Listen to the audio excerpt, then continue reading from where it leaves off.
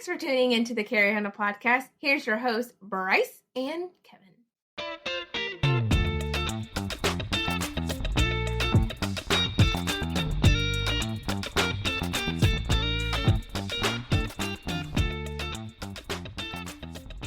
Welcome back to the Carrie Handle podcast with Bryce and Kevin. I'm Bryce, and then Kevin's going to come on. I don't know what happened. I'm losing my mind. I can't do the intro for the show anymore. How are you, Kevin? As long as you're not losing your religion. Oh. What? It's a song. Oh. Is it a good song? What song is this? Damn, I can't think of it off the top of my head. Perfect. Love it. How about you think about that while I play Friends of the Channel?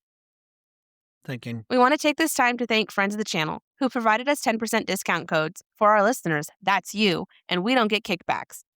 First is Hammy 3D Prints. Thousands of products for firearm storage and other fun stuff, too. Code CarryHandle10. Eastern Shore Sling Company. Handmade rifle slings and custom sewing. Dog leashes, too. Code CarryHandle. 19 Charlie Tactical.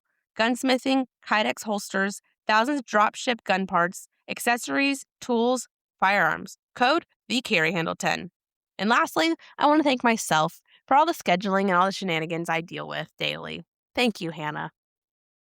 Yes, of course. Thank you, Hannah. Kevin, what is the song?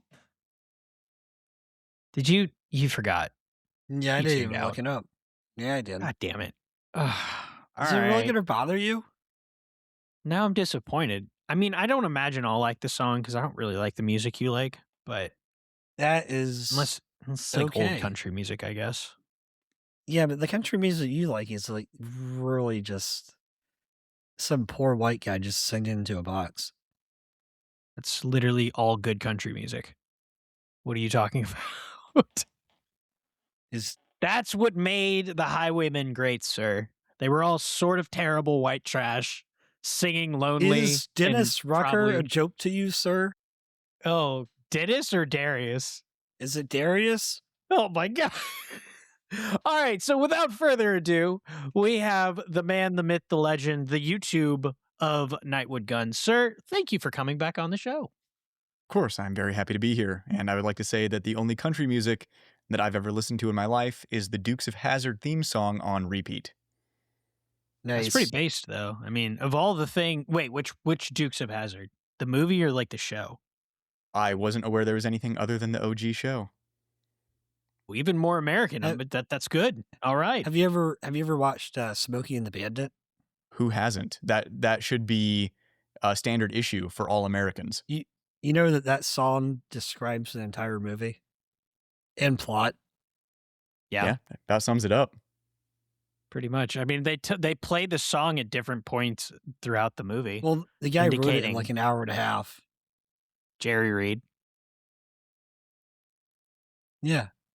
Why are you squinting your eyes? That was a quick draw on names. I know. Rem was the band that plays "Losing My Religion," by the way. I don't even know what? Rem, R-E-M. Right, like REM sleep? No, like the band.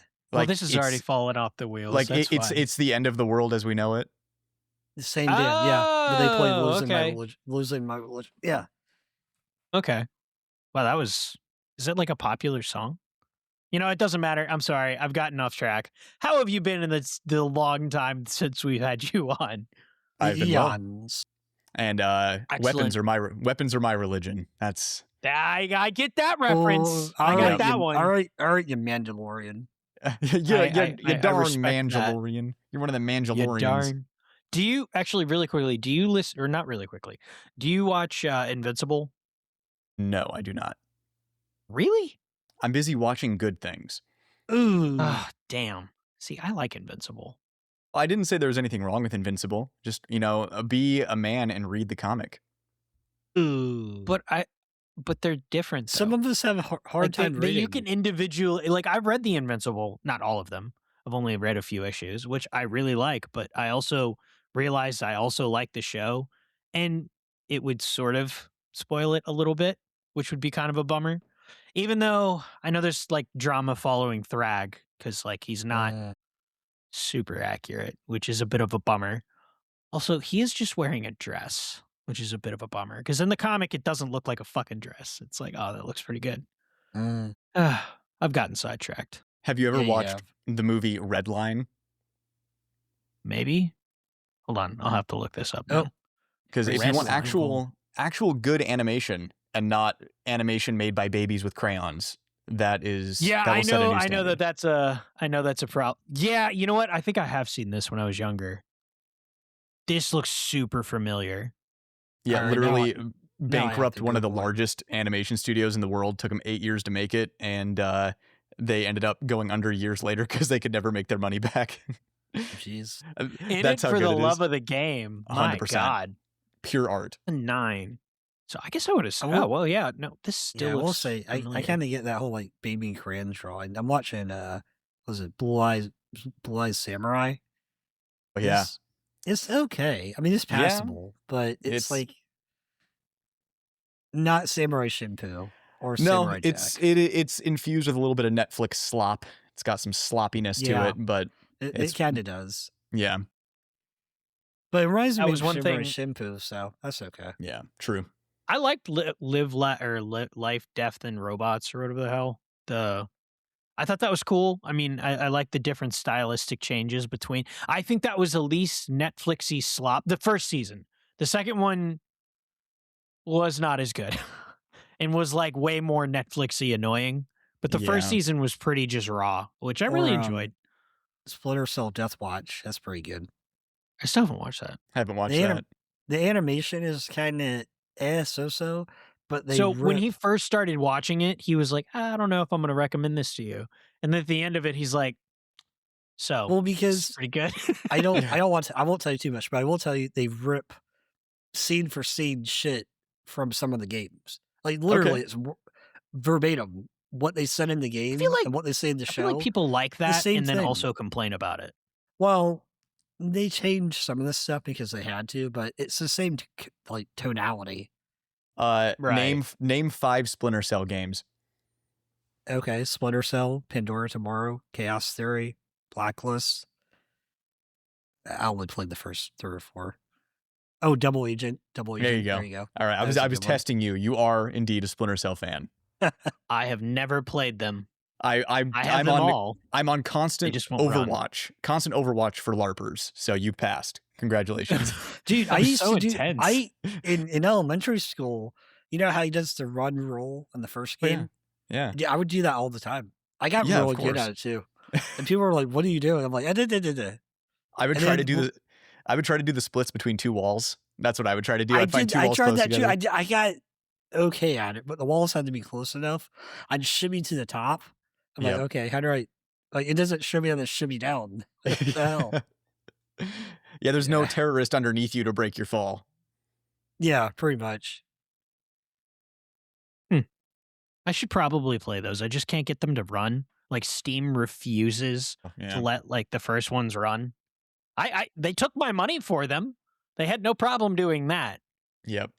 I remember the Like, Chinese guards. I used to scream at the fucking CRT TV in the trailer, like, "How are you seeing me? It's dark. Yeah. You fucking night vision eyed sons of Well, bitches." Well, That's kind of like when we were playing Ground Branch. They just like can see you immediately. well, no, in Splinter Cell, the Chinese guys can see you because they're squinting. Oh, yeah. You're trying really hard to focus. I forgot about the squint power. It's a biological advantage. That's what it is. Yeah, it's a little zhuzh. It's a if you will. superpower. Damn. Yes, indeed. So, That's Bryce, fucking crazy. now that we've gone down that rabbit hole, what's the topic of today? I was going to talk to you. I wanted to bring up with the both of you. So thank you for coming to this meeting of the powerful minds. Meeting in So the diminishing minds. return as it pertains to like, I guess carrying. I mean, I was going to say EDC stuff, but I mean that's just kind of easy. But like in terms of like the time you have into a system versus changing systems, to which like how much are you getting out of like of 2011 ported with a red dot versus like a shield with a red dot, or I don't know, whatever the common people's carry gun would be. I don't know. I genuinely don't know what the P365, I guess. What do these peasants carry? I don't even know anymore. No, I don't know. The Springfield XT, Bryce. You know what it is. Oh, no. What does a bottle How of water terrible. cost? Like $10? Yes, yes. Let them shoot. Let them shoot, please. Let those peasants shoot. So I guess what so in terms of maybe less in terms of dollar, I mean, dollar amounts probably pretty easy. Like, say, I mean, in Well, why don't terms we- of what you can get out of the gun. Why don't we just take money out of the equation? So money, not an object. So are you asking in term like, okay, so what does that rephrase the question then? Well, you're So if saying money's like, no object, diminishing return is like, what is the value then? well, the time and effort put into a system versus changing it into a new system. Okay, fair. That's okay. So It's with kind of that what in you're- mind, kind of the No, idea no, you're I- going down. no, I wasn't arguing. I genuinely was Oh. curious. Oh, it's hard to tell. I know. Sometimes. Normally I argue. It wasn't that. I didn't do that. Wow. It's just, yeah, I know. Kevin's never ready for when I don't argue. I like arguing quite a bit. I'm sorry. I'll let you answer. So what in terms of like time and effort into a gun is a point of diminishing return? Thank you for the not confusing question at all. No problem. When you say like time and effort put into a gun, right? Like, are you talking about, so we're starting like a P365 and we're looking at upgrading to a 2011, or are you talking about like how like training like an hour a week versus like 100 hours a week with that P365? Yeah, see, that's why I was going to go with money. I think I think money's, money would Yeah. probably... Yeah, money but was more universal, I thought. Money is so easy. Like one thing costs more than another. That's Well, it makes it easy to ask the question, too. yeah, but that's kind of It's a little easier for me to frame because it, like, diminishing return in my mind is like, does it make sense for somebody? I mean, it's kind of like the universe of like, does money buy talent? No, but is the 2011 just a little bit easier to shoot with? Therefore, you can focus on other like things like trigger control and stuff like that, which is inherently easier on a 2011 than a Glock or a do revolver. you or do you not believe that upgrading or not upgrading a pistol or perhaps not a pistol may or may not result in a diminishing return, or maybe not a diminishing go. return that may or may not help you or be worth it? You have Yeah. 30 seconds to reply. Yes. Exactly. Yes. But no, so the principle of it, just talking about diminishing returns, especially, we'll talk about for a carry gun. We'll just start with that, because that's, I think, what most people are doing. Like, yeah, competition shooting is bigger than it's ever been, but I think the vast majority of gun owners, one, their gun just sits in a nightstand and doesn't do anything for 30 years. But those of us who do shoot, you know, I think that we're carrying our gun most of the time. That's how we're using it, is we're carrying it. So the best 2 cents that I can offer here is I did a video a year or two ago where I shot head to head a very simple test, the FBI qualification. Very simple, but also very practical for just marksmanship ability in a typical concealed carry application. According to my calculations, I use the word application and I just cringe myself. But shooting them head to head, I shot a P365 and a Staccato XC right next to each other. And the difference between the two was shockingly slim. And I was shooting a bone stock P365 with iron sights and a Staccato XC with a red dot, both from concealment. And the Staccato XC was a little faster and shot a little tighter groups. And it was more obvious the further away you got from the target. So here's my opinion. Training is everything. So if you're going to carry a P365, become a very good shot, and you can shoot it almost as well in a self-defense situation as you would a Staccato XC. However, the Staccato XC makes it a little easier for you to shoot a little faster and maintain a little tighter groups. And whether or not you want that little advantage is up to you. Like, it's, you know, how much money do you have? How much of an enthusiast are you with guns?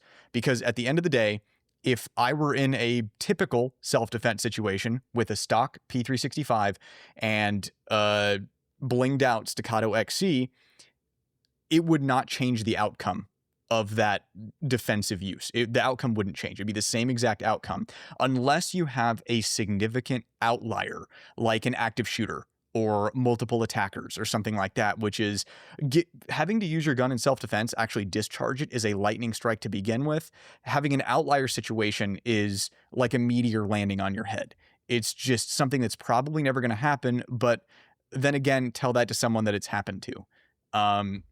Like, what was his name? The guy in the church, was his name Jack Wilson? Oh, yeah. Yeah, you know who I'm talking about. 357 SIG, Yes. SIG enjoyer. It's like, and again, that dude, he had a full-size, you know, pistol, and I'm sure he took that shot double action. So he had a double action pull and hit right in the head at distance. It's like a 229 or something. Yeah, it was a 229 or 226 and 357 SIG. But my Either point way. is that with that double action pull, it was ended in one shot. So if you Right. would have given him any gun, it probably would have been the same exact result. So even in an outlier situation like that, and you also look at Eli Dickin. You know, he's running a bone stock Glock, and he was running like target ammo in Yeah. it. And he clapped an active shooter with an AR at distance. So even when you have these outlier situations, you can still perform with a bone stock Glock.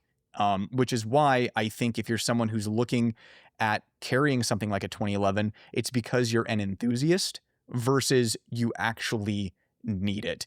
I like it because you have another situation, and this just came to mind because I just saw it on Active Self-Protection at, what was it, some lefty protest where one of the like neighborhood watch or security guard guys shot at a guy who had an AR at the protest, thinking he was a bad guy, but he wasn't. He was there for the protest, and he ended up missing a shot at distance and hitting an innocent bystander. Now, granted, it's a bad situation because it was a bad shoot anyways. The guy wasn't a threat. Yeah. But my point is, if the guy was a threat, the dude threw a shot and hit an innocent bystander at distance. And to me, that is one of those outlier situations where a 2011 could change the outcome, because in that really stressful scenario, the trigger is easier to not mess up at distance. And if you have a red dot, it's easier to not mess it up at distance. So that is kind of those situations where if you carry something that you're really good with, it doesn't matter what it is, right? 2011 Glock, just like train, get really, really good with it.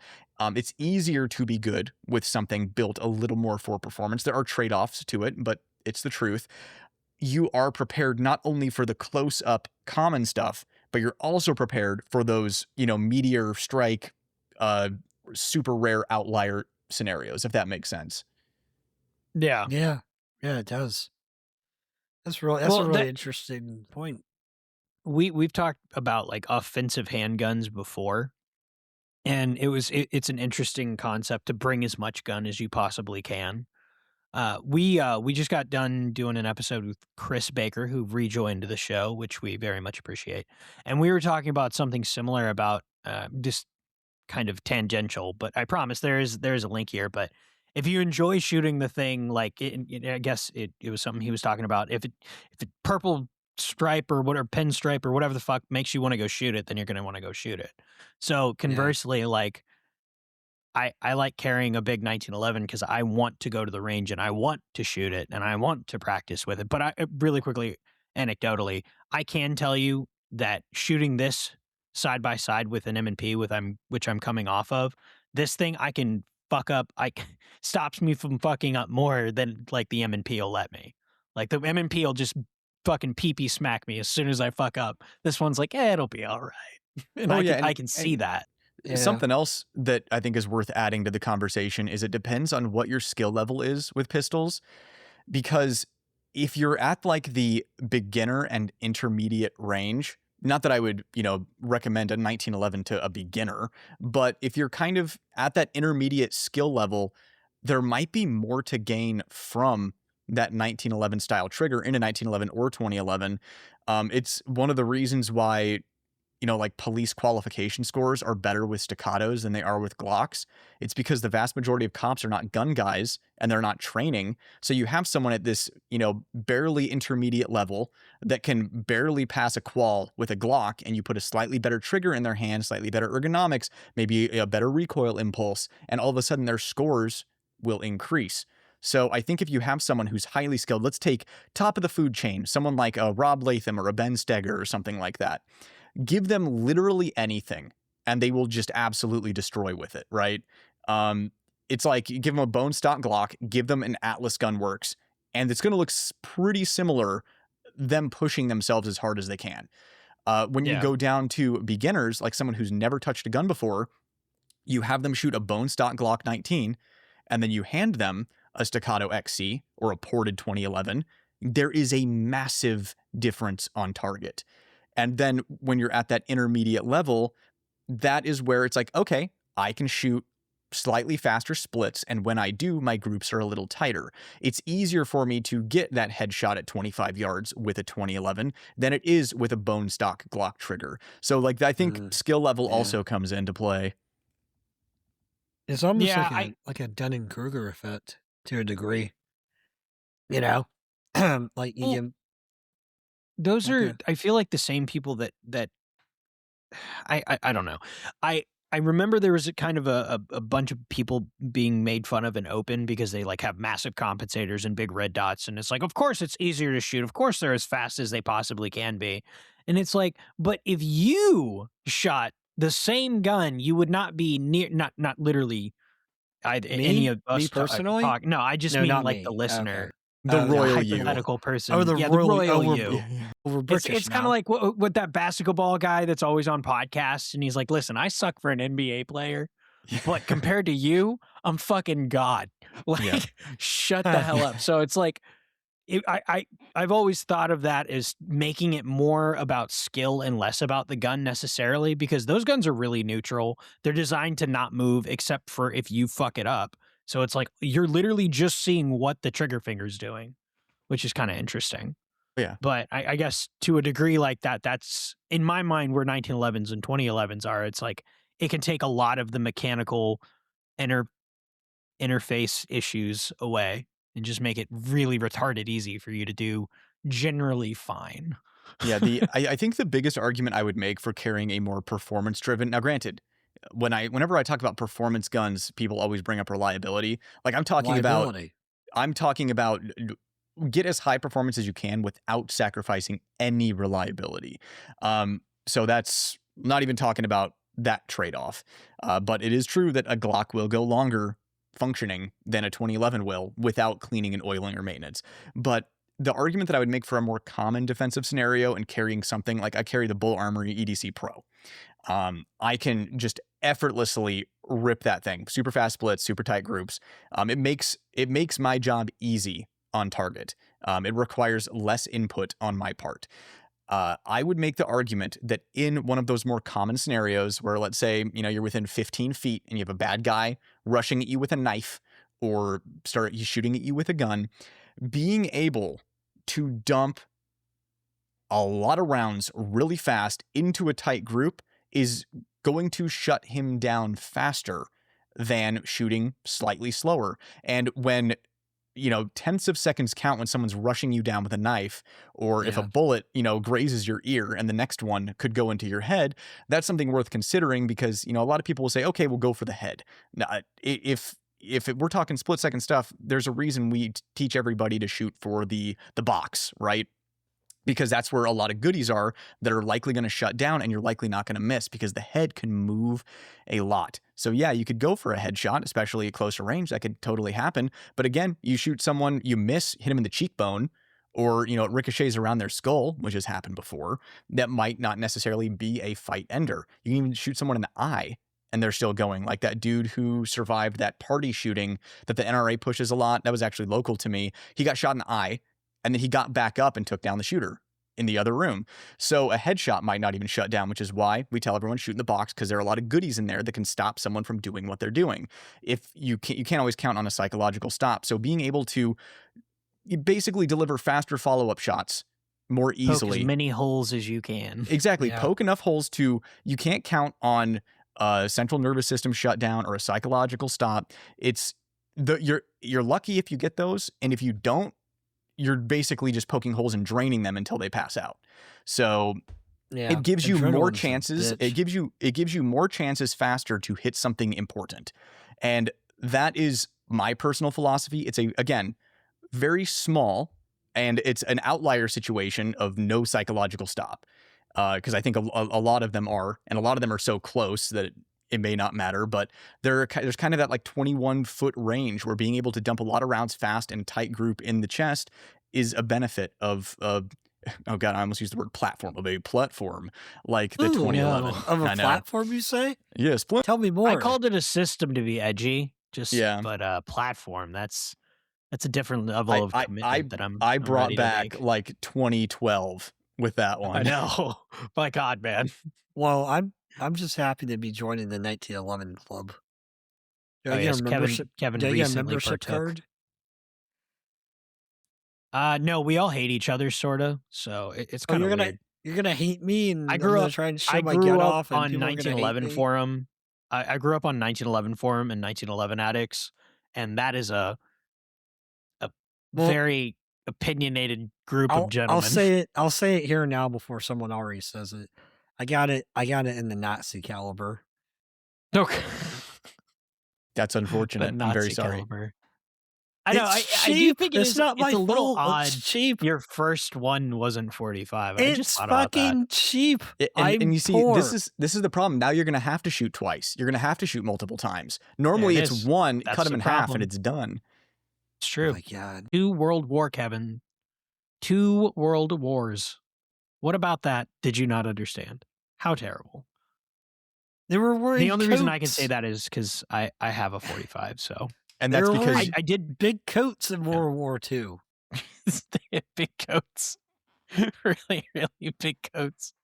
and of course people only carry the 45 because they can't handle the recoil of the 10 millimeter. Yeah, that's what it is. Well, if you have a 10 Although millimeter, you might as well I'll be just honest, up it.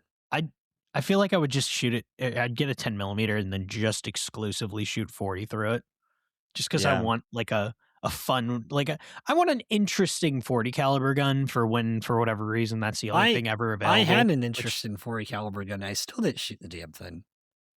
It wasn't interesting. It looked like it was like from a homicide.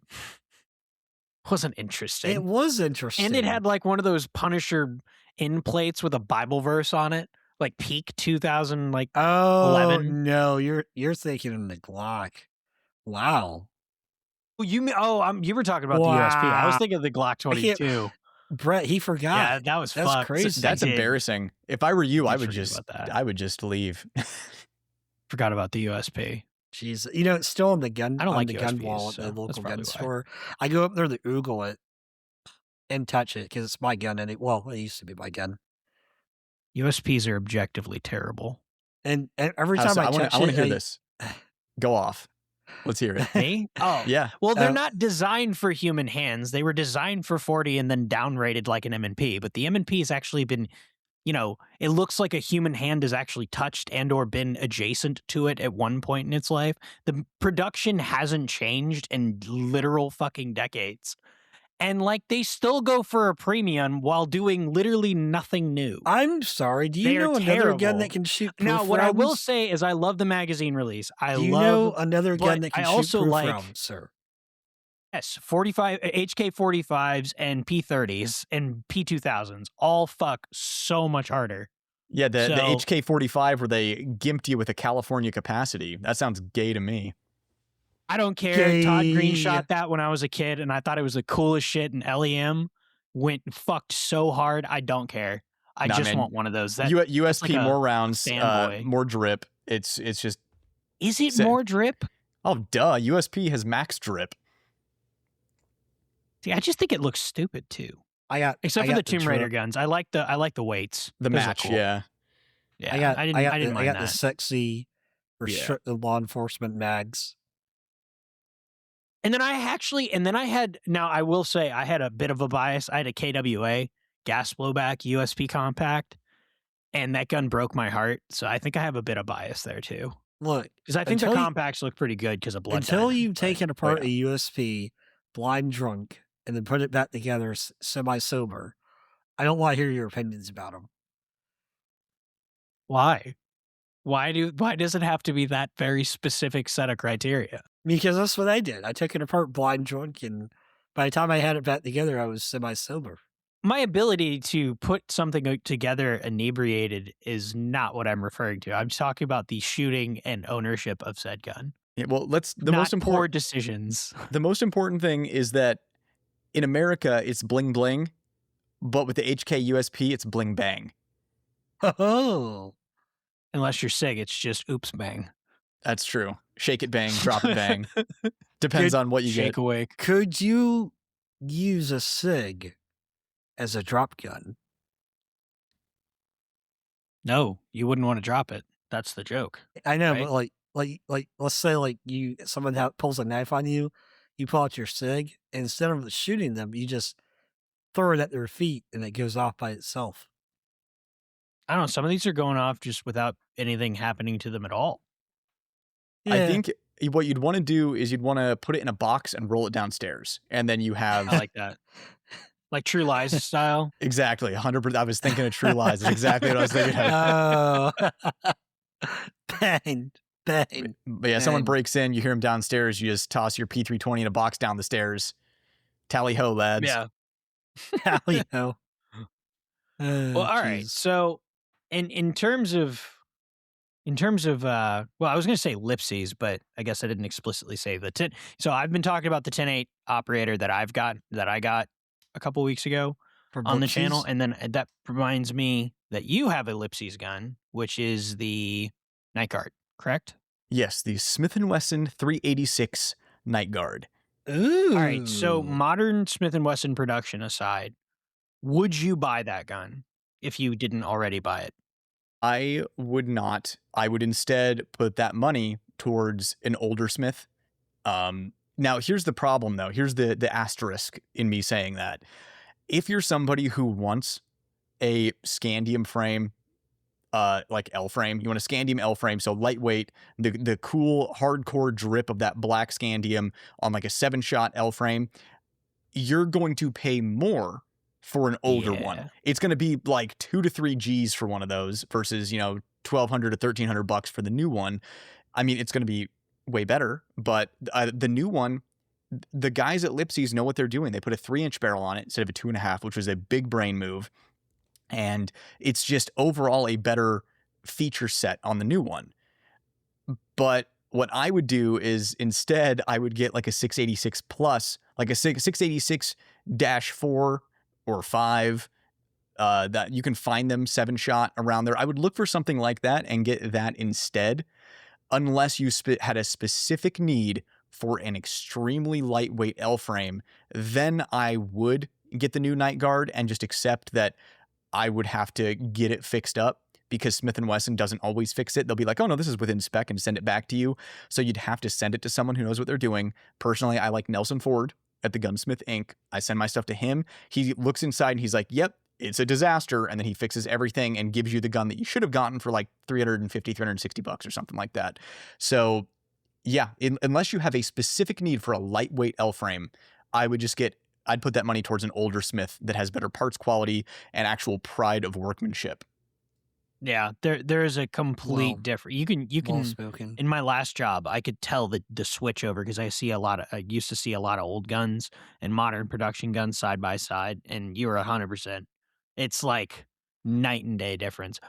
However, that same benefit seems to have worked in Colt's favor because from what I understand, people actually prefer, like, the people that shoot, not collectors. Let me add that caveat, because it seemed like the newer ones seem infinitely more shootable. So Yeah, and so Interesting. the reason for that, though, is because Colt basically redesigned it internally from the ground up to make, and the thing is, they say they'll make it more durable to make it, but the real reason was so that they could mass produce it without needing, a handful of gunsmiths working on it to create basically a clock. So clock. I just want to say that L really hard just to make sure. Clock. But there are pros and cons. The older pythons are infinitely better, with the caveat that they go out of time really quickly. So that's why I added the shooting caveat there. Exactly. So the old pythons, it's night and day. They are works of art. There's something that the people who built them could be proud of, and the people who own them can have pride of ownership over. The new Colts, you can shoot them without feeling guilty. They might have light strikes. They might have just mass production errors. You're probably going to run into quality control stuff. And what else? The reset is terrible. And the reset wasn't great on the older pythons either. But that's the one thing that you'll see people who are new to revolvers, they'll get one of the new pythons and they'll be like, there's something wrong with the gun. It's not like resetting properly. It's like, no, there's like an extra click at the end of that reset towards the very end of it. You have to reset it. You got to go all the way. And out. it doesn't rocket forward like a Smith & Wesson does. Smith & Wesson has a very, very, very fast double action reset, which is why you can run those guns fast when you tune them up. So that's why for shooters, I still recommend Smith & Wesson. Just either get an older one and do all your checks on it to make sure that it hasn't been shot to shit and that you're getting a good one that hasn't been abused, or most importantly, that's and most importantly, one that hasn't been messed with by someone. And the dead giveaway is the screws on the gun. If the screws are not buggered up, it's probably fine. But if, like, for example, I have a 586L comp that I carry all the time. It has the internal lock. It's a new production. I took it to Nelson, had him go through it, and I carry that one because I have a lot of holster reps. It's getting a lot of finish wear on it. I'm beating the crap out of it without feeling bad about beating up a vintage gun. Yeah.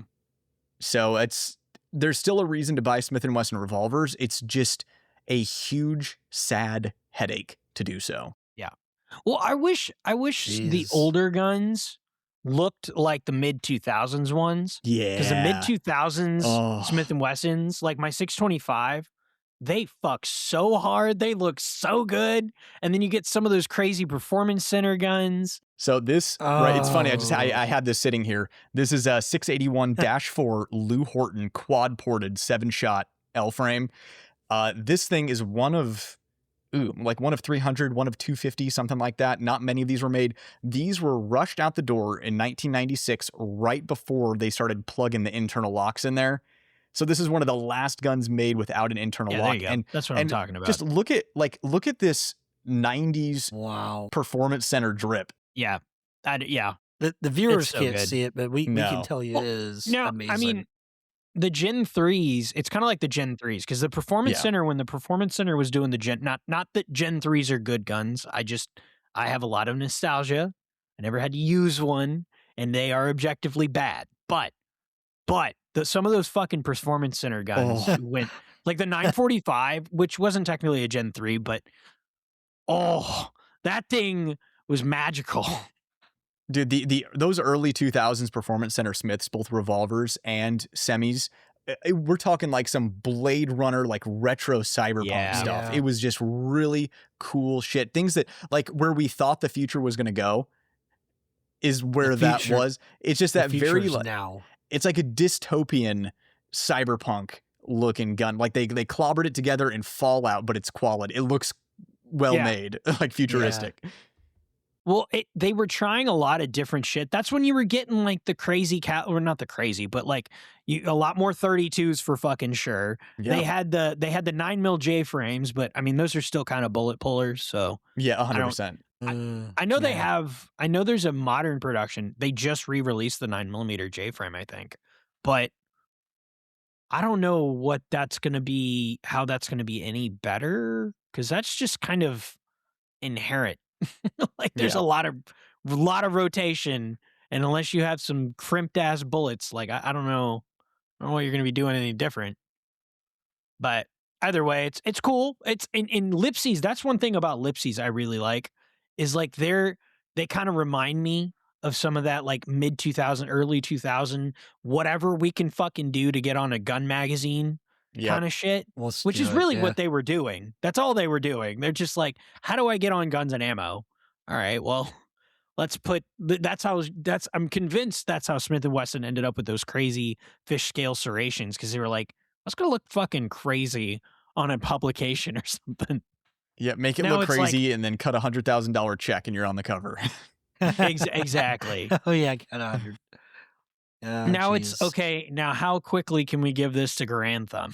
Yeah, pretty much. I feel like the market has shifted completely. But Oh yeah, all the gun tubers and influencers and yeah.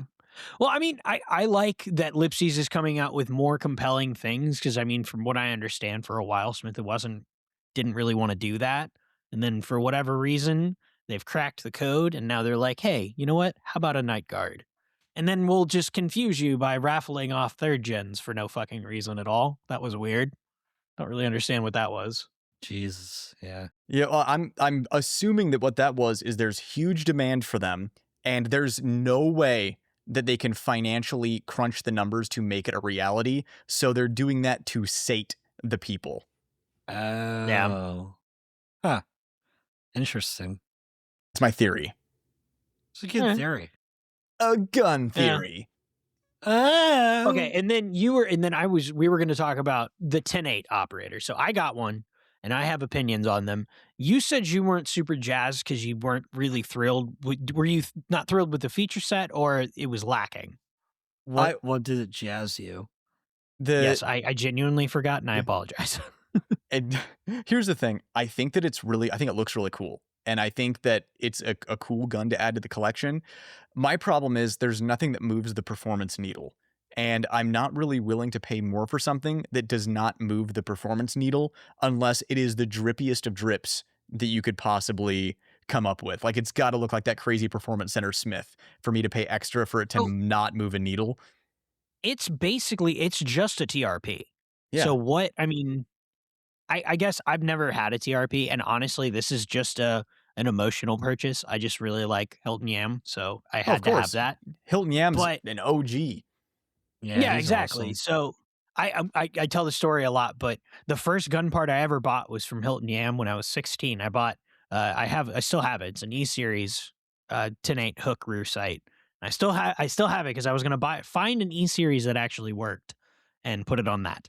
Yeah, well, let me ask you this. Remove Hilton Yam's name from it. Remove 10-8 from it. You see that sitting next to a standard TRP, and the standard TRP is cheaper. What would you still pick up that 10-8, or would you get the TRP? I think this is more cheaper? interesting. Yeah, like just for a couple hundred. I mean, I got this for what I would pay for a TRP. Yeah, well, there you go. Like on gun deals. And to be fair, that's a great question. I mean, I still think this is more interesting for sure. I also really like flat face triggers, so that might be part of that, but it is visually more interesting to me. Yeah, I agree. That's the thing is I wish that it would have been like polished internals or something like that. I wish they would have polished up the internals, given it a little more love on the inside of the gun instead of just cosmetic features on the outside of the gun. And more to your point, I mean, my grip safety was drop-in. There was no fitting. The leaf spring was very clearly just drop-in. Like, I've had enough Springfields to know what those look like. It had been not dressed up or touched at all. They just kind of have found a tolerance that generally works for these, and they can slap them together and send them out the door, with the exception of the barrel frame extractor and slide and frame, which they blend, which is nice. I do like that. But, I mean, that's... The regular TRPs do that, so that's what I'm talking about. It's a cool. I view it as like a cool commemorative gun. Like that's how I view it. Yeah, it's like it's a special edition. It's a special edition gun. So and that's the thing is if you're into that, then you can get the special edition version. Be a special snowflake. You don't have the same TRP that everyone else has, and you can enjoy it. But the most important thing is if you like the gun, you're going to shoot it more.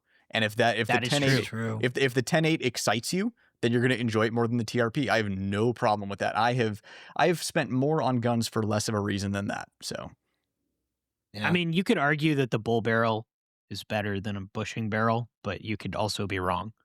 So yeah, I mean, I also really like these. Whatever gets you to the range. I mean, that's kind of the idea. Well, I guess I meant like in terms of like as far as performance has gone, I have not had a great first experience with this, but that also could be me being an idiot. So I am willing to.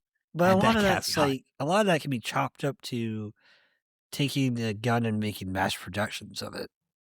You know, like Brent says, they cosmetically make a really cool gun, but Yeah. the way that they make said gun for the masses is the same. It's just this mass production, slopping them together, shipping 'Cause, them out the door. Like, let me ask you this: when you think of Hilton Yam, do you think of cosmetic upgrades to guns?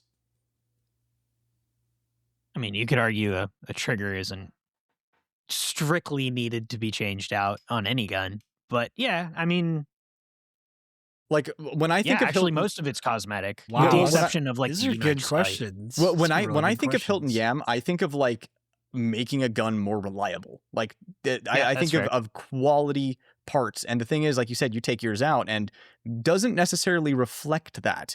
So, all of a sudden it becomes like it's not really reflective of the man as it is more of a commemoration of the cosmetic features he would like on the gun.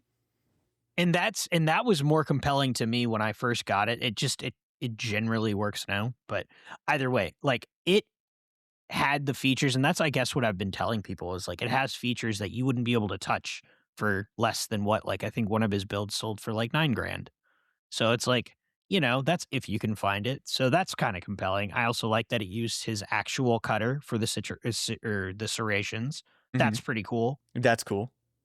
The square trigger guard's very Paul Liebenberg. I love that. I like I like the 20 LPI, which you don't get with a regular TRP, and I do like a bull barrel. Yeah, and In the a thing is, short I would guide rod. make the argument that the bull barrel is a performance increase. The recoil impulse is better on a bull barrel than it is a bushing barrel. So, that's the thing is, I guess it's a cool gun. I just wish that it had some reliability enhancements, especially I see with what his you name mean. on it. Yeah. And I do like the lightning. I know they're backboard and they have internal lightning, but as I've learned recently, so do the prodigies. So Yeah, exactly. I don't know how like the modern production prodigies, I'm pretty sure lightened almost the same as this is. So it's But like, I don't know about you. I would be willing to pay more for a gun that had internal enhancements. yeah. Like I would pay Well, like $500 or $600 more for like a Hilton Yam tuned up TRP that's like this thing is inside and out ready to go. And it feels like the cosmetic thing is just an excuse to get to, people stop buying TRPs. Well, what can we do? Release a special edition. Get on guns and ammo. Yeah. Exactly. Yeah. Yeah, which is I guess that the modern production, right? But so I mean, I guess in terms of that, it's probably dwindling numbers. It's a product line that has done. There's a bobbed one now. I know that's something. So like I almost got definitely, that. I was pretty close. Biggest to bummer that. still, however, the Cerakote seriously bums me out. Yeah. That I maintain because it's so good. I just don't like Cerakote very much. It doesn't gum up at all or anything. But yeah, we were talking about the SHOT Show one. Like within what, like 3 or 4 days, like at the end of the show, it was like it was kind of funny. It was gooey. It was because really like gooey. if you can imagine like someone that goes and sees something and then they have like a glass shattering moment, Bryce's face almost was close to glass shattering when we saw the Cerakote. It was kind of, he's like, yeah, ooh, it should have been nitrided at a minimum. It should have been nitrided. The Barrels DLC, which I mean is better than nothing. At least it's not in the white. It very well could have been in the white. So I take my wins where I can. But in terms of, I am happy that it doesn't cost that much more than a regular TRP, to be honest. Yeah, it's an opportunity. Nice. It's an opportunity for an accessible special edition of a TRP, and I think that's cool. I mean, this year I'm gonna get the CZ75 Legend. I'm gonna spend $1,400 for a CZ75 that has a short rail. Like, are you kidding me? I'm gonna spend stupid money on something dumb because it's a special edition of something that I'm really interested in. So I totally get that. Yeah, and that is what this is. This is not a rational thing. Would I recommend you buy this? Probably not. No, it doesn't seem to like 115 grain very much. It's a sprinkler when it extracts and ejects. It's like spitting them everywhere. It clears the gun. It just is very unhappy about it. No, we recommend that you buy the Waltz 9. The ultimate. That for your budget option, get a Waltz 9. Yep, it's just the price of a small car. Yes, indeed. I will say that the Waltz 9, so when I did my review, I was just sent like a prototype for T&E. It was like a late stage prototype. When I went to SHOT Show, they had one that they put together in the color scheme of Leon Kennedy's Silver Ghost from Resident Evil 4. And when I saw that, it had like a G10 grip that was that same color wood of the original Silver Ghost, and it was two-tone with the silver slide and comp, and then black frame. I saw that, and I'm like, when I get a Waltz 9, it's gotta be that one. That fucks pretty hard. You should have just asked for that one, been like, hey man, just put my name right next to that if you wouldn't mind. Put my name on that. Wrap it up. I don't mind that like a bunch of people Wrap it up. had like relations with it. It's fine. Yep, totally fine. Just give it to me. Yeah. How long did you shoot that for? I had it for a few weeks. Yeah. And in terms of like, where would you put that? Because I know it's competing for the high level like Carry Optics limited kind of spot. Yeah. And that's the thing is, if they can sneak it into Carry Optics, they're gonna have a certified banger. It's just are they gonna come up with some arbitrary ruling to disallow it? You know, like take the mag wall off, run it and carry out. Because the thing is, essentially, it's allowing you to run a 2011 in Carry Optics, since it is technically striker fire-ish. So it's one of those things where if you're not running the Waltz 9 in Carry Optics, you are gonna have to work a lot harder than the guys who do have it. So we'll see. That being said, I think just as an enthusiast, I can't wait to get one. It is such a cool gun, and it shoots so well. I wouldn't say it shoots better than like a high-end 2011 with either an island barrel or an island comp or monolithic like match barrel, weighted barrel, sight block barrel, whatever you want to call it. It doesn't shoot better than that, but it's really interesting. And it's its own little animal when it comes to that. As far as ergonomics, impulse, the weight of the gun, it's just a really, really neat gun, especially when you start pulling it apart and looking at the internals and how they adapted like Beretta I love parts how they just had them open. Yeah. I love that. Yeah. At the shows, they just had them open. They're like, this is how this works. And I'm like, this is my favorite the whole shit philosophy of like being able to fix everything yourself, kind of DIY.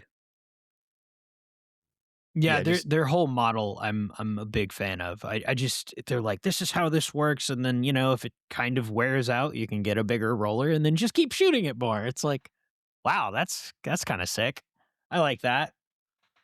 So I'd never shot one, just playing with one. They just mechanically are super interesting. I quite liked it. Yeah, and I can tell you the way it shoots is also super interesting, which is, and that's the thing, is it moves the performance needle. It's not just, you know, ergos and internals and an interesting design. The way it performs at the range is crazy. And it's cool that you get your cake and you get to eat it too. So yeah. It's not often seen in the gun community. Yeah, very rarely. All right. So last thing I want to ask for you, sir, is in the year of our Lord 2026, as we record, has there been a gun that you have reviewed thus far that has surprised you both either positively or negatively? So that's like a two-parter. Ooh, that's a really good question, because now everything has just like blended together. It's a blur.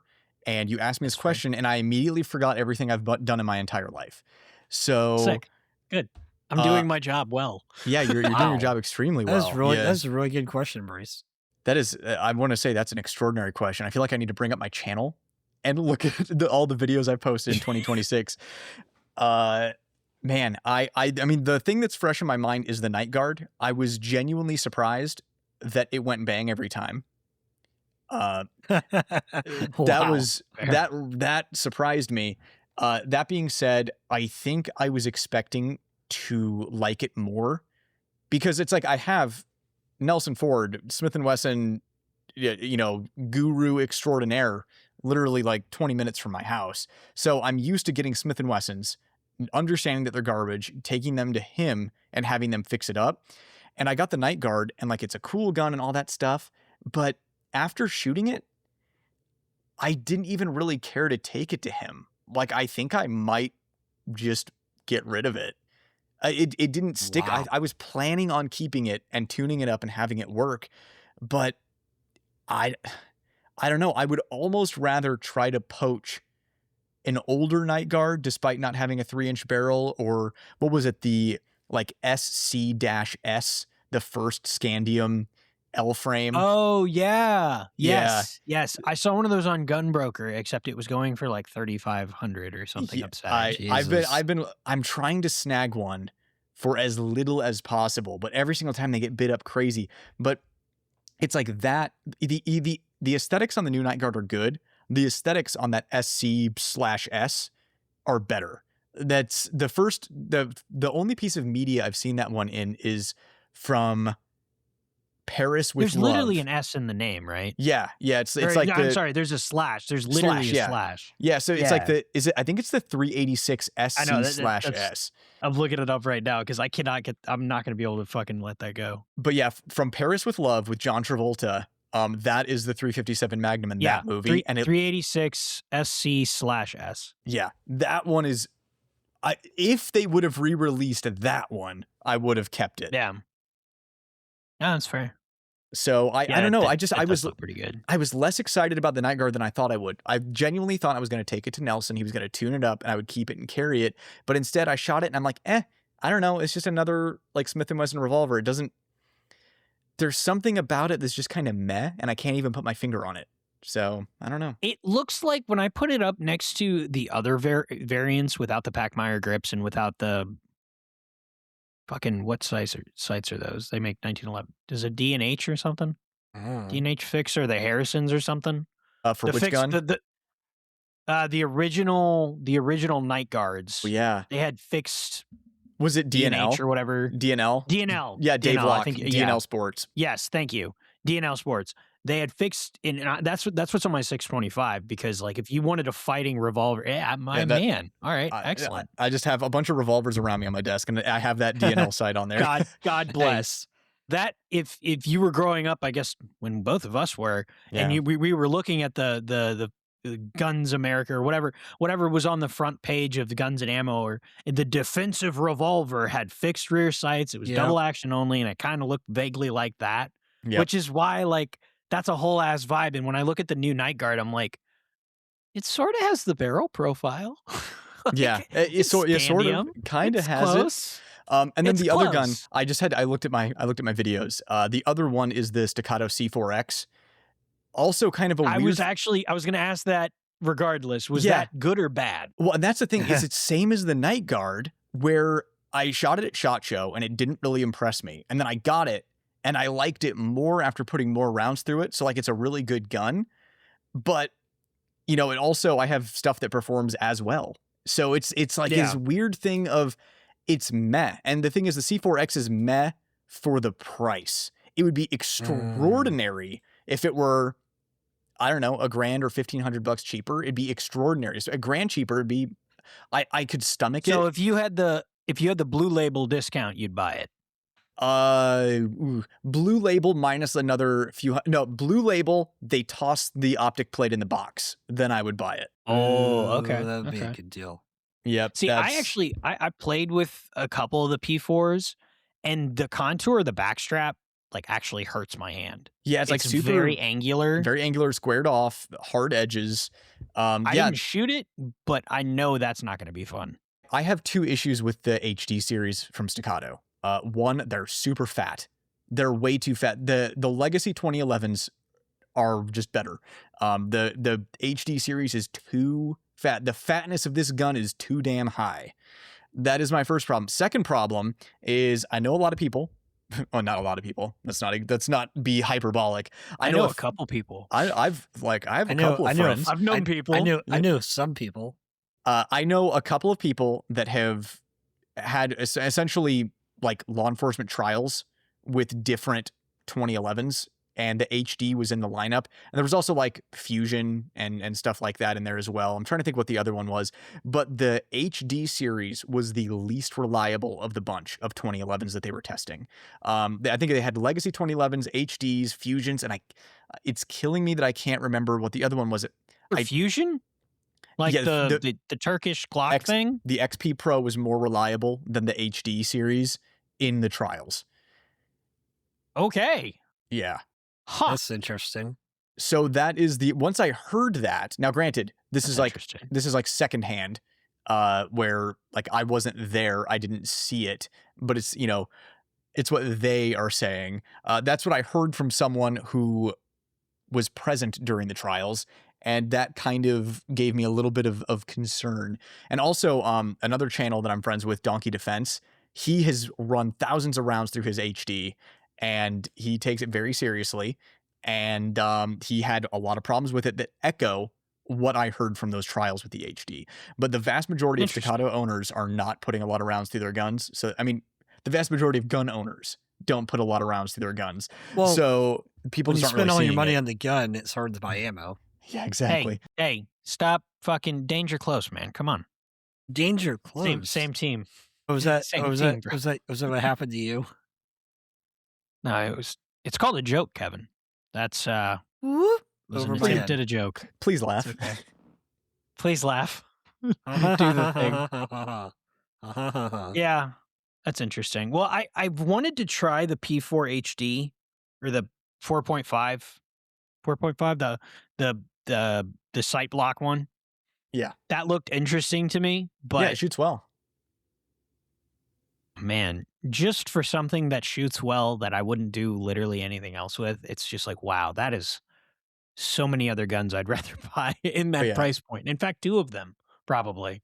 Two guns that I'd really like. I would take any Legacy 2011 or even like a Staccato C over any of the HDs any day of the week, just from my personal experience of running rounds through the guns. The P4, it's interesting. The P4.5 actually moves the performance needle.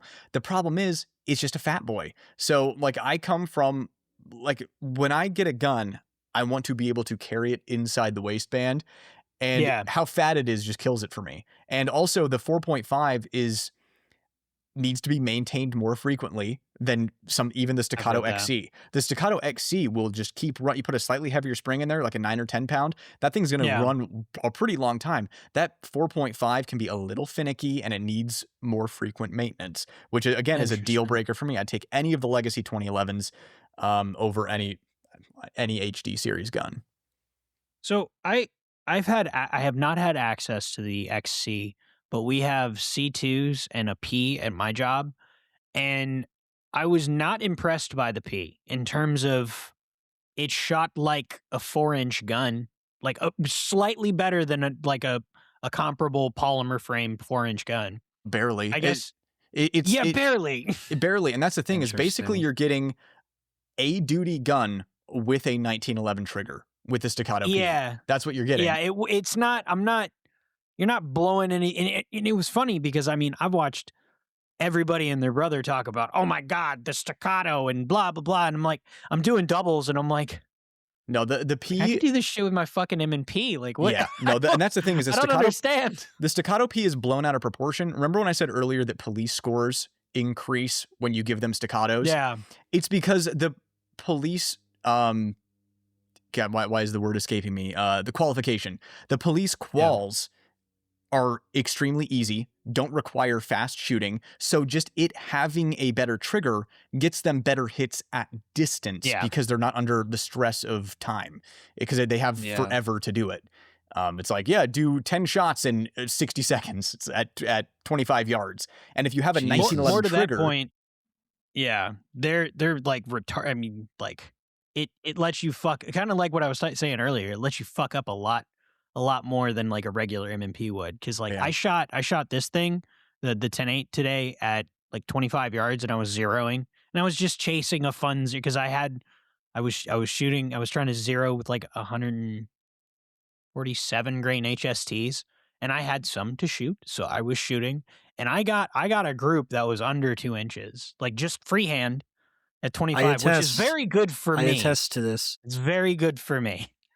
I'm usually minute of like 6-inch plate at 25 yards. But that's why the 1911 remains so popular is, the trigger and the ergos and the grip angle just naturally point for the vast majority of people. It just feels right. And in conjunction with the best trigger you can have on a pistol. It just makes shooting at distance easy. Yeah, it is. And that, I guess, full fucking circle. But that makes me want to shoot this more, even though it's not near as comfortable as my 12-ounce 7-shot 22 Magnum, which is like, I actually got in my truck not the other day, but this has been a few months ago, and forgot I had it on, and like went to make a U-turn, and I was like, oh, there it is. We're good. Like, I forgot. That's how light that gun is I legitimately forgot I had it on. And that was with like gym shorts. So it's very convenient, but shooting that 13+ pound trigger, double action only, fucking sucks if you want to do anything fun with guns, like go do performance standards or drills No, we or can't have literally fun with anything. guns. No, we have to be very pragmatic all the time. No fun. No fun. No fun. But as a last aside, one thing I've gotten to shoot recently, which I was pleasantly surprised with, comparatively speaking to the staccato piece. See, it's full circle, I swear. Here it was a comes. 5-inch Prodigy. I was very pleasantly surprised in term. I shot that next to a 2K11, the Kimber 5-inch 2K11. 2K11 was faster, and I definitely could push that gun a little bit quicker. But the Prodigy was not too fucking far behind in terms of like its raw shootability. Not I'm not a really big like chunk port guy. I just never have been, and I don't even know if we have those at work. But I was amazed in terms of what they are. And this was a modern product because we have like iterative versions of the production Prodigies, and this is the most recent as of yesterday, like with the tool steel ambi. Or the actual, not tool steel, but machined ambi, thumb safeties, the internal slide lightning. That gun tracked really well, and it was definitely it was more sluggish a little bit, just because I think the design of the gun, the lightning on the Kimbers is a lot more aggressive, but it was really impressive. I was very pleasantly surprised because I remember when those first came out, they were poo-poo. Yeah, and so So- the Prodigies, they're great shooting guns. The 5-inch, when you say it's sluggish, I call it, it's a softer shooting gun. It's a little soft. It's softer. It is softer. It's slower. I like the 4 1/4 Prodigy. That one. We have a couple of those. I look at that and I'm like, it's a staccato P. Like I like it being, but even then, like I shoot that 5-inch Kimber, and the reason I like that is because it's a lot more violent. Yeah, Like maybe violent is what I Jeez. mean. Like it's a lot more abrupt. I'm getting and I really like that. Nervous now. Because right when I'm now. doing like doubles on the Prodigy, I'm kind of like, it's just like going up, and then the Kimber, I'm like, oh, it wants to go quicker. exactly. It pushes you to go faster, and that's the thing, is it has a little more recoil. It cycles faster, and it has a more aggressive return to zero, which makes you want to go faster with it. You just have to ride the lightning more than those softer shooting, like the 5-inch Prodigy. Yeah. The lift on them, I did Interesting. hillbilly high speed side by side, and they lift it like fucking damn near identical. Yeah, but So, also, it's you're not turning in rotational. also at the same time that your hands and your arms are adapting. So Also fair. you're probably putting in an input to compensate for the additional lift, which also that makes helps it sense. return quicker. So It does. Yeah. You know, It is the one thing that stops me from carrying that, like if I were to get my own, is like it feels like a race gun. Like a lot of some of the guns that, not a lot, but some of the guns that have been racier that I've had weren't literal race guns. Like this is the aluminum grip, fucking bronze slide, crazy looking gun. And I'm like playing with the slide. There's like no weight at all. And I'm like, oh, I mean, I would carry this because it fed like gold dots and in HSTs, which those are the only things I ever carry. So like if they do those, well, you it's can probably fine. if you buy one. I'll make you a T-shirt that says 2K11 Ride the Lightning. yeah, I'm probably gonna get one. I don't have any interest in one of the ported ones. I that's more in terms of like recoil. Like I like non-ported guns and how they shoot. Ported guns, they drive like a lot harder back into my. It's weird. It's weird. It's hard for me to go from a ported gun to like a non-ported gun because I don't shoot enough to where I can get habituated or just be like have the raw skill to just be like, okay, this is what I have to do for this gun. Mm. That's fair. I only have so much time. Like I shoot my 1911 because I'm gonna write about it, and then I'm probably gonna go back to an M&P because that bitch What? is heavy. You going back to an No. Oh, yeah. I is that the steel one? Yeah, this is the HD, the steel frame. Does that shoot better? I mean, does that shoot better than like the aluminum frame? I have not shot it yet. I will let you know. Oh. I just God picked it damn up. it. Ooh, fancy. All right. How do you like it so far without shooting it? I like dumb everything. man opinion. It is my favorite M&P in hand. I can tell you that. Yeah. Aggressive grip texture. I just wish that they would bring the grip texture further up the grip panel. They have that thumb area smoothed out. But the thing is, with M&Ps, they have that back strap that wraps around the back, around the side, that you can get the texture with the ball of your hand. So it's fine. I just wish that they would because the steel frame has really good texture on the steel. They just stop it where the thumb is, and they need to bring it there's no reason to not bring it all the way up. Yeah. If Glock is doing it, you need to do it. Yeah, for sure. Yeah, that's if Glock finally did it and you're the one lagging behind, that's how you know it's a problem. Yeah. The only thing I like thumb safeties a lot because I'm boring and I like 1911s and stuff. And all my M&Ps actually have thumb safeties. Thumb safeties. Because I actually like the thumb safeties on the M&Ps. I think they're pretty intuitive. You just have to chop off the back little thing because the webbing of my hand gets driven between the frame and the thumb safety, which doesn't feel super great. But if I could get the steel frame with a thumb safety, I'd try that. That'd be cool. And then try it with like one of those like silly light Apex triggers. Oh no, I just thought of something. I'm gonna have to train myself on thumb safeties. Oh yeah, that's right. You don't know. Yeah, that's right. Well, I mean, I've been doing those forever. But the 360, I don't shoot. It's as not much the same. because No, it sucks. it's not the same thing. I mean, it'll probably translate at the very least. Like you understand there is an additional step, but depending on how you mount the gun, it's really not that big a deal. I don't want to have additional steps. Well, what I'm saying is, depending on how you get on the gun from the holster, it really is not that big of a. I don't have a holster yet. Okay, well, you got to unfuck that. You definitely need one I don't of those. know how to. I need holster recommendations. I already told you, buy Darkstar gear, buy Henry's holsters, buy Tenicor. But Tenicor's out of stock. I know that. Yeah, the one that you recommended is out of stock. Yeah. I got the last one. That was me. I'm a menace. You bastard. Not really. You really are. Me? I'm telling my mom you said that. I'll tell her for you. I'll text her right now. All right. Well, we appreciate you coming on the show. Where can the people find you? Even though they probably already know. Yeah, Nightwood Guns on YouTube. Easy. Nice. Wow, okay, and then is you can also give them your phone number because they would love to know. Yeah, it is. Just text you all of their opinions. Is it 555-555-5555? It's 555-555-6969. Oh. Yeah. Well, not even 420 for the day of our Lord 420. We are recording this on 420. We are recording this on 420. What is all this biblical talk? You know what's ironic? I uploaded the Zermatt Arms one on 420, and it was a very chill episode. Oh. Huh? What was going on behind the scenes? Going crazy with some gummies? Well, it's also Happy Earth Day. Well, it was... Yeah, absolute weirdos. Wait, what? Is it Earth Day? I didn't know that.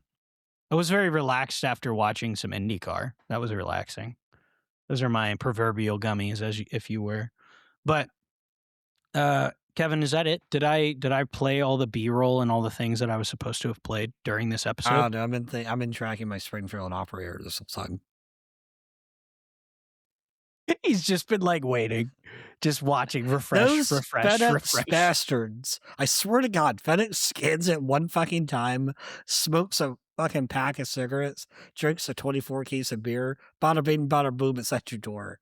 Wait, what about the tracking? What tracking? I've had them teleport from like, I ordered something while I was living in Florida, and it was coming from like Pennsylvania, and it got as far as Georgia, and then went to like Alaska, and then came back to Georgia, and then back to my city. I was like, at least UPS but why? Is consistent. Well, it didn't even give me the updates though. Like it blipped out of existence, which was a bit of a bummer. and then it just showed up at my door with the updated tracking. I'm like, oh. Well, I know. That's adventurous. Yeah, I know every time I bought ammo and shipped it UPS, it kept at my door. A, as late as it possibly can. B, it's hot as hell because it's been sitting in the truck like forever. I'm like, cool. I'm like, thanks, guys. Ammo doesn't like being hot. Bring it inside. Yeah. Actually, I'll tell you a really funny Abuse. one real quick. This is like 6 years ago when I first started shooting. I was really nervous about buying ammo online. I had the UPS Kevin's store nervous guy about come- buying everything online. What? I grew up in the 90s, man. Can you blame me? Someone So knocks did on the I. door and you hide behind the couch. I do. know. I do. It could have been the boogeyman or boogeyman. Actually, he Hondo rolls behind that bitch, all right? We're men Yeah. of class. Anyway, I open the door and the UPS guy hands me the box. He's like, here's your rattles of candy, sir. I'm like, thank you, good sir. It's like 10 o'clock at night. I'm like, all right, see ya. Close the door. It was a story full of many twists and turns and Conversely, complex emotions. FedEx, ammo from FedEx, scanned the box. It was at my door. I opened my door, nothing. I was like, great, somebody stole 40 cal from me. But, well, I hope they use it more than I Of was all going the to. ammo to have been stolen, that's about right. And then like 20 minutes later, after I've given up, I'm like, yeah, whatever. It's my DNA ammo. Who cares? This lady knocks on my door out of breath, like, here's your box, sir. It was too hot. I was sitting in my car. I was like, oh, okay. Perfect. Yeah. I'm like, Excellent. okie dokie. So I prefer UPS. And unless they rat me out to the feds for my grenade fuses, then I don't prefer them. Or I feel like maybe just saying that on a super public podcast, that's a good idea too. As long as they don't Maybe that's rat me more out your for issue. as long as they don't rat me out for my anime body pillows, I'm good. Yeah. Rat you out. You're what on do a you mean? list. Bryce, that's what caused Waco, man. Body pillows? No, Anime the body pillows? UPS. The UPS caused Waco. Oh, okay. Well, I thought we were taking a stand against anime here, and I'll have none of that. None of that. Yeah, Waco But, 2.0. hey, so, oh, God. Jesus. Lastly, we collectively, the royal we, would like to thank you, the listener, for listening and honestly taking the time and You can tuning be in and anywhere. listening to these shenanigans. Can be You on could the literally toilet, be doing anything. Cooking, driving, working, Yeah, swimming, he does at this the if I don't beach, stop him. shooting, He's still writing, going. at All right. school, We really appreciate making it. children, And if you've made it Autoerotic this far, asphyxiation. autoerotic I'm asphyxiation. sorry That's a for good these one. terrible people that are still talking. And a Thank you tub for with tuning in, ice guys. We'll catch you on the next one, and I don't in the back remember of a what's cop coming car, up next. in a Oh jail, my God. in a I have to courtroom. find the outro now. No, don't Right. end me. Don't Hey, end you me. made it to the end of the video. Very cool. You should like and subscribe. On Facebook and Instagram. And Twitter and Spotify. You should listen there too. If you Well, if you aren't they heard this on listening to Spotify. this on Spotify right now? Well, they could be, but there's also YouTube podcasts, so Ooh. all of the places. We always forget where we post this stuff. We don't know where this is. Thank you for listening wherever you're listening to, but you should also like the other places that we are. And Who then are we and what the hell are we doing here? yeah, I don't know how we got here. So thank you for letting us talk directly into your ear holes. Right to the brain. Thanks for listening. Bye. Adios.